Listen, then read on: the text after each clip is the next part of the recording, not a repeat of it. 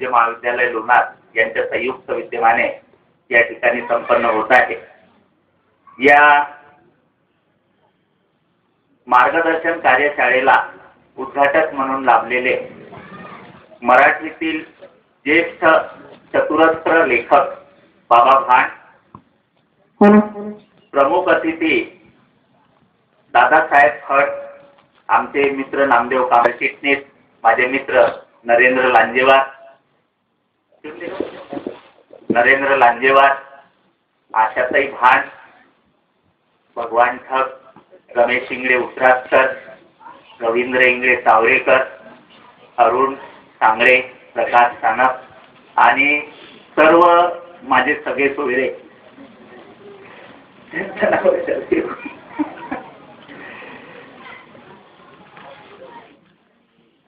मित्रांनो,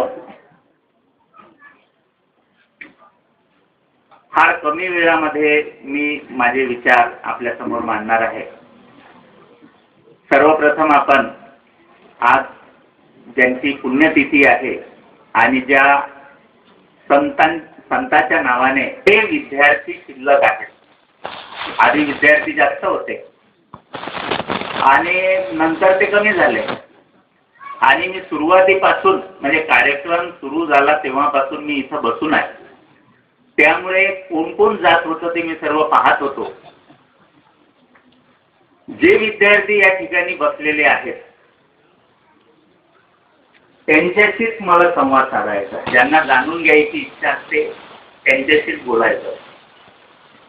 सुरुवातीला मी असा विचार केला होता की मी काही लेखनाच्या संदर्भात परिश्रम साधना ह्या ज्या गोष्टी या ठिकाणी बाबांनी आणि खरात साहेबांनी आपल्या प्रास्ताविकामध्ये सांगितलेल्या आहेत, पण नंतर मला माझे मित्र नरेंद्र लांजेवार म्हणाले की या ठिकाणी विद्यार्थी जास्त आहेत आणि ही कार्यशाळा आहे, तर तुम्ही कसे घडत गेले, लेखक म्हणून कसे उभे झाले, ते तुम्ही थोडं सांगितलं तर त्यांना मार्गदर्शन होईल। आता मी माझी यशोगाथा सांगणार नाही, कारण ती यशोगाथा आहे की काय याबद्दल मला पूर्ण खात्री, पण मी कसा घडत गेलो आणि मी लेखक म्हणून कसा घडलो आणि मी लेखक म्हणून काय विचार करतो या संबंधात दोन गोष्टी मी आपल्याला सांगणार। त्यातल्या बऱ्याचशा गोष्टी बाबांनी सांगितलेल्या आहेत आणि शेवटी जे खरं आहे की तो लेखक आहे ती कमवावी लागते।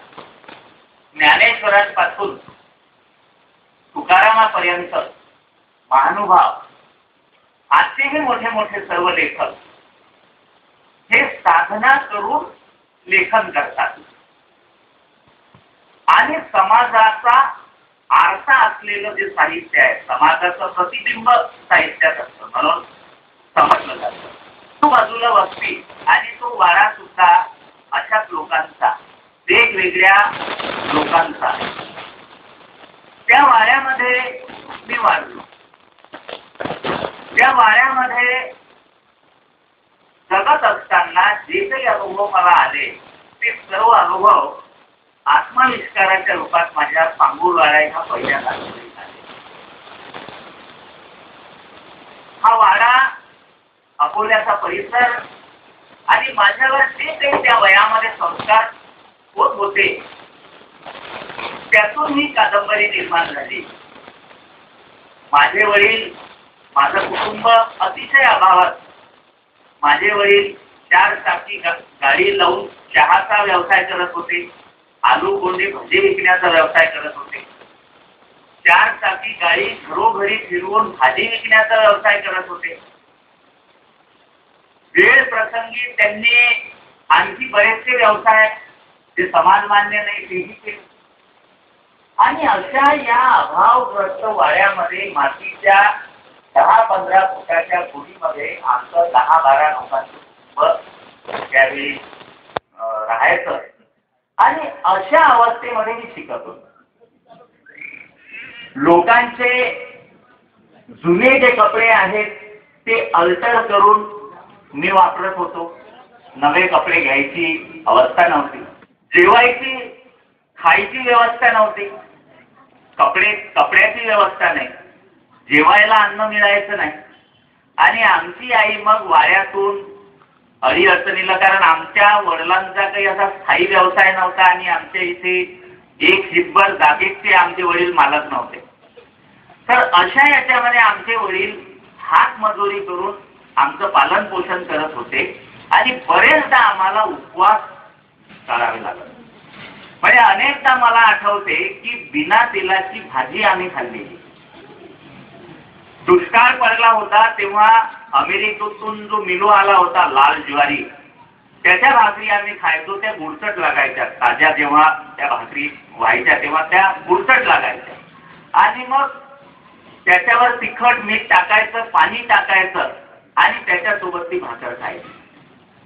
आणि संध्याकाळी ती पिढी झाल्यानंतर ठीक लागायची. पोळी मिळायचीच नाही. भात तर श्रीमंताचं जेवण होतं, वरणही दिसायचं. तर अशा अवस्थेमध्ये त्या वाड्यामध्ये मी वाढलो. आणि जेव्हा मला जाणवलं की हे सर्व जीवन, एका लेखकाचं जीवन, एका लेखकाचा दुःखभोग त्याच्यासह त्याच्या समाजाचा, त्याच्या भोवतालच्या परिसराचा यायला पाहिजे, तेव्हा मग मी पांगुळवाडा ही कादंबरी लिहिली. ह्या पांगुळवाडा कादंबरीमध्ये अर्थात ती कादंबरी आहे, फिक्शन म्हणूनच लेखकांना कादंबरीकडे पाहिलं पाहिजे. त्या दृष्टीनंच मी त्या कादंबरीकडे पाहिलेला आहे. त्यात 90% वास्तव असेल तर 10% कलात्मक सत्य असेल.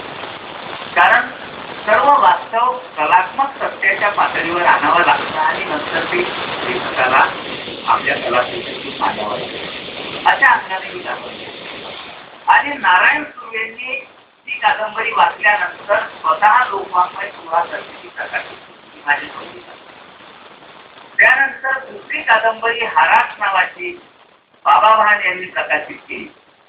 तिसरी कादंबरी भूवैकुंठ जी वारकरी संप्रदायाच्या जीवनावरची आहे, एका स्त्रीच्या जीवनावरची आहे.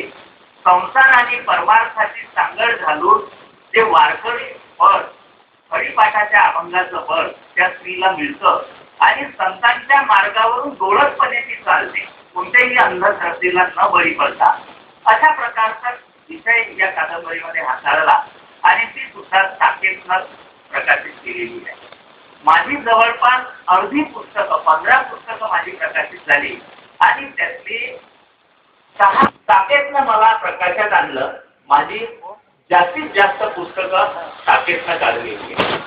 बाबांनी जसा उल्लेख केला की मी कॉमर्सचा विद्यार्थी आहे, मी मराठीचा विद्यार्थी नाही, पण मी मराठीत PhD केलं, MA केलं. आणि जेव्हा मी PhD साठी विषय निवडला तर माझ्यावर पुस्तकाचा फार परिणाम झाला होता. कारण बाबांनी जसं म्हटलं की जीवन आणि साहित्यात अंतर असू नये, अनुभव आणि लेखनामध्ये अंतर असू. तर मला ते जाणवलं. पण तेव्हा मला असं जाणवलं ते जिंकलं. आणि पांडुरंग चांगलीकर मध्ये जेव्हा मला माझं प्रतिबिंब दिसायला लागलं आणि आज सर्व प्रत्येक कालखंडामध्ये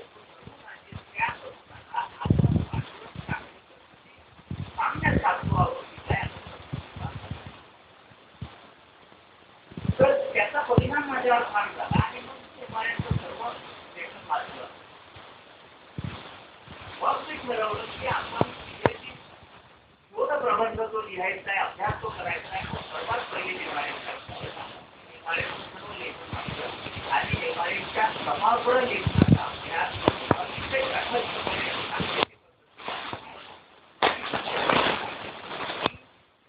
खंडांमध्ये भालचंद्र नेमाडे यांची कादंबरी, भालचंद्र नेमाडे यांची कविता आणि भालचंद्र नेमाडे यांची समीक्षा या 3 ग्रंथामध्ये हा अभ्यास मांडलेला. त्यानंतर 1993 मध्ये नारायण सुर्वेंनी मला सांगितलं की तुम्ही तुकारामाचा अभ्यास करा. तुकाराम हा माझा फार आवडता कवी आणि लेखक आहे. तर त्यावेळी 93 मध्ये युगपुरुष तुकाराम हा एक छोटा ग्रंथ मी सिद्ध केला. त्याच्यासाठी मी अभ्यास केला. त्यानंतर नारायण सुर्वे यांनी सांगितलं की विद्यापीठ पातळीवर तुकारामाचा अभ्यास झाला पाहिजे आणि तो नवीन पद्धतीनं झाला पाहिजे. तुकारामाकडे पाहण्याची लोकांची दृष्टी बदलली पाहिजे. तर त्या हेतूनं मग मी पुन्हा तुकारामाचा अभ्यास सुरू ठेवला. 90 पासून माझा तुकारामाचा अभ्यास सुरू आहे. 95 मध्ये त्या 5 वर्षाच्या अभ्यासातून तुकारामाकडे पाहण्याची एक नवी दृष्टी, तटस्थ अशी दृष्टी मी स्वीकारली. तुकारामाची अभंगगाथा वाचली आणि तुकारामानंच मला मार्ग दाखवला. आणि जो मार्ग तुकारामाने मला दाखवला त्या नैतिकतेच्या, प्रामाणिकतेच्या, सत्यासाठी माझी शब्द विवंचना, ते तुकारामाचं व्रत मी स्वीकारलं. त्या दृष्टीनं मी तुकारामाच्या अभ्यासात बसलो आणि 5 वर्षाच्या अभ्यासाच्या अनुषंगाने तुकाराम व्यक्तित्व आणि कवित्व हा ग्रंथ मी लिहिला. मनोज तायडे माझे सहलेखक आहेत या ग्रंथाचे. याच्या अनेक विद्यापीठात हा ग्रंथ अभ्यासाला आहे. अनेक आवृत्त्या त्याच्या निघाल्या. अतिशय लोकप्रिय असा हा ग्रंथ आहे. कारण या ग्रंथाने पहिल्यांदा मराठीमध्ये तुकारामाची मांडणी वेगळ्या पद्धतीनं केलेली. त्यानंतर सुद्धा माझं समाधान झालं नाही. कारण तुकारामाने मला एवढं झपाटून टाकलं की वेगळं उंठे यांनी मला आग्रह केला. साप्ताहिक महाराष्ट्र औरंगाबाद वरून सुनील पाटील संपादक होते. हा दराडीचा तो संपादक होता आणि अतिशय चांगल्या पद्धतीनं हे मासिक त्यांनी 2-4 वर्ष चालवलं. दुर्दैवानं ते बंद पडत होते. निमित्ताने तुकारामाचा नवा अभ्यास मला करता आला. त्या लोकांनी एक सदर माझं त्या साप्ताहिक महाराष्ट्रामध्ये सुरू केलं आणि त्या सदरातून मी 40 लेख त्यावेळी 1-2 वर्षामध्ये माझे आले आणि त्याविषयीच्या साऱ्या प्रतिक्रिया महाराष्ट्रातून मला मिळाल्या की तुकारामाकडे पाहण्याने त्याचं बळ मला मिळालं. आणि मग मी हा अभ्यास सातत्यानं सुरू ठेवला. नंतर साप्ताहिक महाराष्ट्रानं समग्र तुकाराम दर्शन मध्ये जे 40 लेख आहेत ते प्रकाशित केले. नंतर ते सदर बंद झालं. पण माझा अभ्यास बंद झाला. माझा अभ्यास मी सुरू ठेवला की जे काम मी हाती घेतो ते पूर्ण केल्याशिवाय मला स्वस्थता लाभत नाही. खूप ताण माझ्या डोक्यावर, खूप वेदना मला सहन कराव्या लागतात. आणि जोपर्यंत बाबांनी जसं सांगितलं की यातना आणि आनंदाचा हा प्रवास, तर यातनांचाच प्रवास असतो लेखकाच्या आयुष्यामध्ये. तो जेव्हा मुक्त होतो, बाबांनी जसं म्हटलं की लेखन झाल्यानंतर मुक्ती मिळते, तर ती मुक्ती आनंददायक असते. तो अनुभव मला फार उशिरा मिळतो आणि फार अल्पकाळ तो राहतो. पण यातनाच माझ्या डोक्यात जास्त असतात, दुःख जास्त असतं आणि लेखनाचा जो ताण आहे तो मला इतका असह्य करतो की मला अभ्यासापासून बिलकुल वंचित होऊ शकतो. म्हणून जवळपास 15 ते 20 वर्ष प्रचंड खचून तुकारामावर जेवढी 100-150 मराठीमध्ये पुस्तकं प्रकाशित झाली, हिंदी इंग्रजीमध्ये प्रकाशित झाली, ती सारी पुस्तकं मी वाचली. सर्व पुस्तकांचा मी अभ्यास केला आणि तुकारामानं जी मला दृष्टी दिली त्या अंगाने मी समग्र तुकाराम दर्शन घडवलं. समग्र तुकाराम दर्शन घडवताना कोणताही पंथ, जात, धर्म, भेदभाव हे मी समोर ठेवलं नाही. पवित्र तो कुळ, पावन तो देश, जेथे हरीचे दास जन्म घेतली. वर्ण अभिमाने कोण झाले पावन, ऐसे द्या सांगून मदभाषा. ही तुकोबांची वृत्ती आहे. जात धर्माकडे पाहणे, समाजाकडे पाहणे, ह्या वृत्तीतून तुकोबांनी अभंगाची रचना केलेली आहे. आणि तुकारामाचा हा जो तटस्थपणे समाजाकडे पाहण्याचा जो दृष्टिकोन आहे तो मला भावला. तो मी तुकारामाच्या अभंगातूनच घेतला आणि त्या अंगाने मी तुकारामाच्या अभ्यासाची मांडणी केली. म्हणून कोणत्याही विचारसरणीला मी बळी पडलो. एक वारकऱ्यांचा वर्ग आहे, त्यांच्या समोर वारकरी श्रद्धांना तडा जाईल असं बोलता येत नाही. दुसऱ्या बाजूला तुकारामाचं चारित्र्य हरण करणारा आणि रामदासांचं वर्चस्व प्रस्थापित करणारा वर्ग आहे. आणि तिसऱ्या बाजूला तुकारामाकडे वेगवेगळ्या दृष्टीनं पाहून आपल्या चष्म्यातून त्यांचा अभ्यास मांडणारा वर्ग आहे. अशा वेगवेगळ्या चष्म्यातून, आपल्या स्वतःच्या चष्म्यातून तुकारामाकडे लोकांनी पाहिलं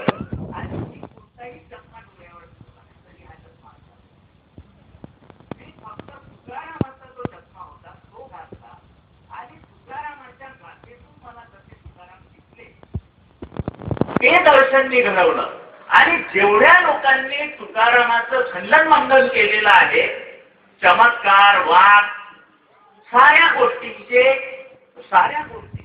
निर्णायक अशा प्रकारचा निवाडा सुद्धा मी तुकारामांच्या शब्दांच्या मदतीने समग्र तुकाराम दर्शन या ग्रंथातून घडवले. भूवैकुंठ कादंबरीमध्ये सुद्धा जे सावजी महाराज उभे आहेत ते प्रति तुकारामाचं रूप आहे. त्यामध्ये सुद्धा सावजी महाराज तुकारामाला आदर्श मानत. हे लालित्याच्या पातळीवर, निर्मितीच्या, सृजनाच्या पातळीवर लेखन सुद्धा, सृजनात्मक लेखनाचा प्रांत सुद्धा हाताळताना साऱ्या ताण तणावातून जाऊन हे सर्व लेखन मी आजपर्यंत केलेलं आहे. आणि त्यानंतरही बरेच माझे पुस्तक आहे, त्याचा उल्लेख संतोष नागरे यांनी केलेला आहे. तुमच्या ग्रंथालयात सुद्धा माझे सर्व ग्रंथ उपलब्ध आहेत, ते जरूर आपण वाचाल. आणि त्यातून मी कथा घडत गेलो, कसे मी ग्रंथ लिहिले, त्याचा परिचय तुम्हाला होईल. मला स्वतःबद्दल जास्त बोलायला आवडत नाही. मी फार लहान लेखक आहोत.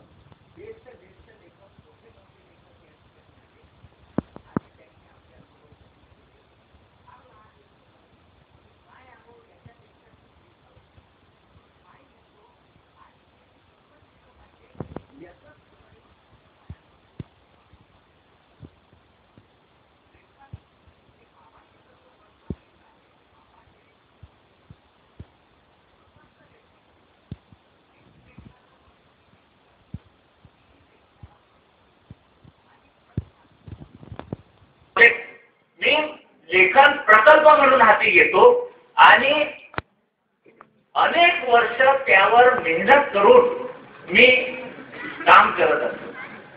मला बाबांची दशक्रिय कादंबरी अतिशय आवडली. मराठीमध्ये अत्यंत नवीन विषय यांनी हाताळला. भानुदास हा मान समाजाचा पोरगा त्या मर्तिकाच्या कार्यामध्ये सहभागी होऊन आपली शाळा सोडून जगतो, पैसे कमावतो, आपलं कुटुंब चालवतो. एक लहानसा 10-11 वर्षाचा पोरगा हे सर्व करतो. आणि त्या ठिकाणी जे पंडित असतात, ब्राह्मण असतात, पूजापाठी करणारे जे लोक असतात, त्या सर्व संघर्षामध्ये तो आपलं जीवन स्वतंत्रपणे उभं करतो. आणि हा विषय ज्या पद्धतीनं बाबांना अतिशय सोप्या पद्धतीनं हाताळला. मी या संपूर्ण निर्मिती प्रक्रियेची हा ग्रंथ जे संपादन मी सिद्ध केलं, त्याच्यामध्ये 150 पानाची प्रस्तावना आहे आणि बाबाची कादंबरी त्याच्यापेक्षा छोटी आहे. हा असा अभ्यास करणं मला आवडतं. आणि ज्या अभ्यासामध्ये मी असतो, सतत तो अभ्यास होईपर्यंत माझ्या डोक्यामध्ये दुसरा विषय नसतो. मला जगामध्ये माझं कुटुंब प्रिय नाही, माझी बायको प्रिय नाही, माझ्या मुली प्रिय नाही. मला फक्त प्रिय आहे हे माझं लेखन आणि माझा प्रोजेक्ट. त्याशिवाय मी बाकी कुठल्या गोष्टीचा विचार करतो. आणि ही दृष्टी मला तुकारामाने दिली. तुकाराम मी माझ्या लेखनाचे आदर्श मानते. लेखक कसा असावा याबद्दल तुकाराम म्हणतात, न ये नेत्रा जळ, न ये नेत्रा जळ, नाही अंतरी कळवळ. ज्याच्या डोळ्यामध्ये समाजाचं दुःख आणि यातनापासून अश्रू येत नाही आणि ज्याच्या मनामध्ये समाजाच्या उद्धाराचा, प्रबोधनाचा कळवळा नाही, न ये नेत्रा जळ, नाही अंतरी कळवळ, तो हे सावटीचे बोल, तुका म्हणे जनरंजवन बोल. तुकाराम 17व्या शतकामध्ये लेखकाची परिभाषा करताना समाजाविषयी ज्याच्या मनामध्ये कळवळ आहे, समाजाला ज्ञानी करण्याची ज्याच्या मनामध्ये भावना आहे आणि तो समाजाच्या दुःखाने पोळून निघतो, तो सृजनशील लेखक असतो, तो लेखक असतो. ते लेखन असतं आणि लेखन त्याच्यासाठी केलं जातं. म्हणून लेखक कवी कसा असला पाहिजे, तर तो असा असला पाहिजे. आणि मग सावटीचे बोल का म्हटलं तुकारामाने? म्हणजे जे लोक ह्या अंगाने लेखन करत नाही, समाजासाठी लेखन करत नाहीत, ते केवळ सावटीचे बोल प्रसवणारे लेखक असतात, कवी असतात. चावटपणाचं लेखन आहे. बाकी सारं लेखन तुकारामानं एका शब्दात निकालात काढलं. हे चावटीचे बोल आणि जनरंजन बोल तुकारामाने 17व्या शतकामध्ये मनोरंजनाची रंजनवादी लेखनाची म्हणून देशीयवाद म्हटलं जातं. तर देशीयवादाची सर्व पारेमुळे तुकारामाच्या अभंगात तिथून तो स्रोत आलेला आहे. लेखक कसा असला पाहिजे हे तुकारामानं सांगितलं आणि लेखक कसा नसला पाहिजे हेही तुकारामानं सांगितलेलं. आणि त्याशिवाय जे लेखक किंवा कवी संत सामान्यपणे कवी असतो. संत आणि कवी जे संत असतात ते कविता लिहितात. कारण संतांच्या मनाची कळवळ असते आणि बाकीच्यांच्या मनाची नसते. म्हणून संत कवी झाले आणि संतांनी तुकारामाने जी कवीची लेखकाची परिभाषा दिलेली आहे आणि जे बाकीचे लोक जे रंजनासाठी लिहितात, जे लेखनाचा व्यापार करतात, जे शब्दांचा व्यापार करतात, त्यांच्यावर तुकारामाने 17व्या शतकात सुद्धा प्रचंड शब्दांचे शस्त्र पांघरलेले आहे, उगारलेले आहे आणि शब्दाने साऱ्या चालूमालूंना नामोहरम केले. तुकारामाने जे लेखक समाजासाठी लिहित नाही, जे लेखक व्यापार म्हणून आपल्या लेखनाकडे पाहतात, त्यांच्यासाठी तुकारामाने एक प्रतिमा वापरलेली, उपमा वापरलेली आहे, चालोमालो. चालोमालो कोणी मानत नाही. चालोमालो म्हणजे जे लोक समाजासाठी लिहित नाही, जे लोक संतांच्या कवितांची चोरी करून आणि त्या नागपूर वगैरे दोन कविता लिहितात, ते चालोमालो. आपण त्या अर्थाने घेतलं तर जे लोक रंजनवादी लिहितात ते चालोमालो, जे समाजाच्या कळवळ्यानं लिहित नाही ते चालोमालो, समाजाच्या कळवळ्यानं लिहिणारे तेच लेखक. चालोमालोने केला अवघा नाच अवघे बचमंगळ. आणि या लोकांसाठी तिच्या आचारसंहिता सुद्धा होती. लक्ष द्या, टाळ्या वाजवल्या म्हणजे मग संपवायचं का? 5 मिनिटांमध्ये मी समारोप करतो. कारण तुम्हाला ह्या अंगाने लेखनाकडे पाहायचं आहे. तुम्हाला लेखक असं बनायचं. तर ह्या अंगाने तुम्ही लेखनाकडे पाहिलं पाहिजे. तुकारामाने लेखकाबद्दल म्हटलेलं आहे. कसा लेखक असला पाहिजे, कसा नसला पाहिजे ते या सर्व एका अभंगामध्ये येतं. आपुल्या पोटासाठी करी लोकांची या गोष्टी, जे आपल्या पोटासाठी लोकांच्या गोष्टी करतात ते लेखक, कवी, सुधारक वगैरे सर्वच आले त्याच्यावर. आपुल्या पोटासाठी करी लोकांची या गोष्टी, तुका म्हणे शिंदलीच्या व्यर्थ श्रमविधी वाचा. म्हणजे शिवी देतात तुकाराम आणि अस्सल देशीय शिवी देतात. तुका म्हणे शिंदलीच्या व्यर्थ श्रमविधी वाचा, स्वये आपणची रीता रडे पुढिलांच्या हिता, अंगी ज्ञानपणाची मस्ती बोलणे तितुके वाया गेले. तुका म्हणे गाढव लेखा जेथे भेटेल तेथे ठोका. अशा लेखकांना, चालोमालोंना कशी शिक्षा करायची हेही तुकारामानं 17व्या शतकात सांगितलं. आणि म्हणून शेवटी मित्रांनो, जो असल लेखक असतो, जो व्रतस्थ लेखक असतो, त्याच्या मनात समाजाविषयीचा कळवळा असतो. त्या कळवळ्यातून लेखन केलं पाहिजे. अतिशय परिश्रम घेतले पाहिजे. लेखनासाठी मी माझं शरीर पूर्ण दिलेलं आहे. आज माझी अवस्था ही अशी आहे, तुम्ही बघता, मला 2-3 छोटे मोठे आजार आहेत. त्यामुळे मला नीट चालता येत नाही. माझ्या पायांच्या ज्या नसा आहेत, नर्व सिस्टीम जी आहे ती डॅमेज झालेली आहे. ज्याचं कारण असं की मी 10-10, 15-15 तास बसून काम करतो. आधी जेव्हा मी तरुण होतो, 25-30 वर्षाचा होतो, तेव्हा 20-20 तास मी काम केलेलं आहे. आणि आज सुद्धा मला या साऱ्या माझ्या नसा पायाच्या खराब झाल्या. मला नीट चालता येत नाही. माझ्या दोन्ही हाताला क्रॅम्प आहे. मला लिहिता सुद्धा येत नाही.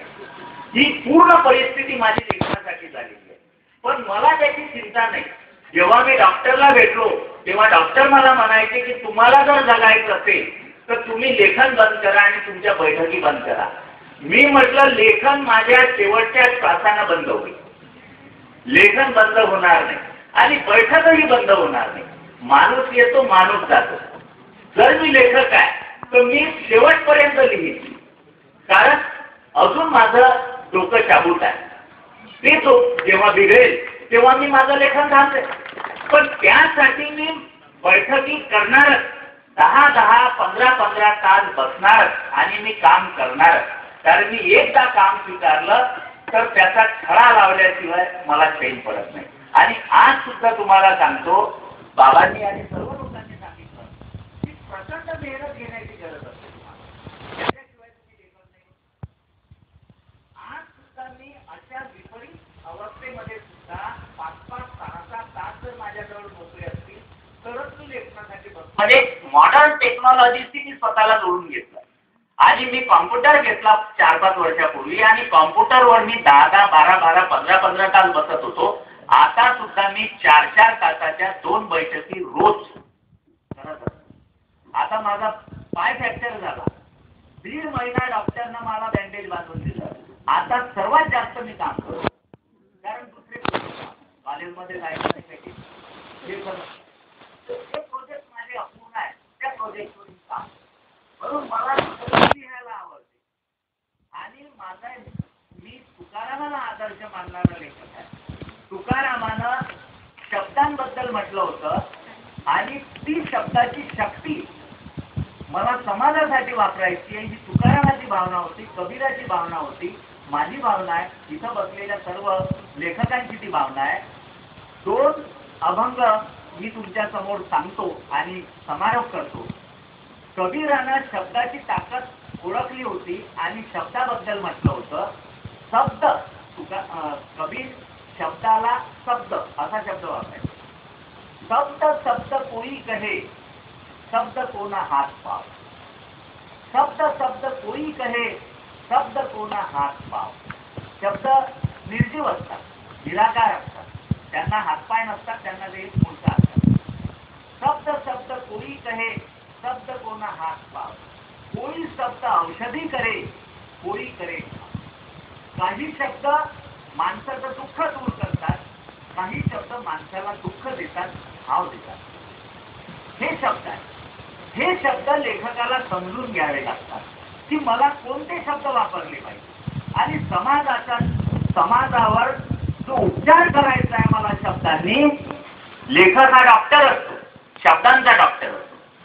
तर जो उपचार करायचा आहे तो कोणत्या शब्दांनी करायचा आहे हे लेखकाला, हे नैतिकतेचं भान, लेखनाचं भान लेखकाला बाळगावं लागतं आणि नंतरच तो त्या शब्दांचा उपयोग करू शकतो. आणि तुकाराम शब्दांबद्दल काय म्हणत होते? आम्हा घरी धन शब्दाचीच रत्ने, शब्दाचीच शस्त्रे यत्ने करू. शब्दची आमच्या जीवाचे जीवन, शब्दे वाटू धन जन लोक. शब्द हाची देव, शब्दे गौरव. ही वृत्ती लेखकाला स्वीकारावी लागते. लेखकाचं जीवन हे त्याचे शब्द आहेत. शब्दापेक्षा लेखकाला त्याच्या जीवनात सर्वोच्च दुसरं काहीही नसतं आणि शब्द हाच त्याचा देव, शब्द हीच त्याची पूजा आणि शब्द हेच त्याचं सार सर्वस्व. त्या परिघामध्ये लेखकाला कविता लिहावं लागतं आणि समाजाच्या कळवळ्यासाठी आणि ते सर्व अनुभवानिष्ठीच असलं पाहिजे. नका दंत कथा येथे सांगो कोणी, कोरडे ते मानी बोल कोण. अनुभव येथे व्हावा शिष्टाचार, अनुभव येथे व्हावा शिष्टाचार, न चलती चार आम्हा पुढे. निवडी वेगळे क्षीर आणि पाणी, दोन्ही वेगराधी राजहंस. तुका म्हणे येथे पाहिजे जातीचे, येरा गवाराचे काम. म्हणून लेखक होणं हे येऱ्या गवाऱ्याचं काम नाही आहे, शब्दांकडे व्यवसाय म्हणून पाहणाऱ्यांचं काम नाही आहे. ज्यांच्या मनामध्ये तळमळ आहे, कळवळ आहे, तेच लेखक होऊ शकतात. त्यांनाच प्रतिभेचा तिसरा डोळा लावलेला असतो.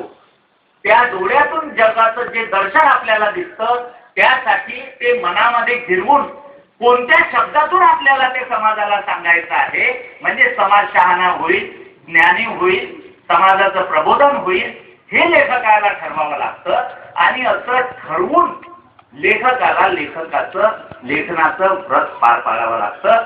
ह्या परंपरेमध्ये लेखन झालं पाहिजे, ह्या परंपरेमध्ये नव्या पिढीनं लेखन केलं पाहिजे, अशी मी अपेक्षा व्यक्त करतो आणि आपली रजा घेतो.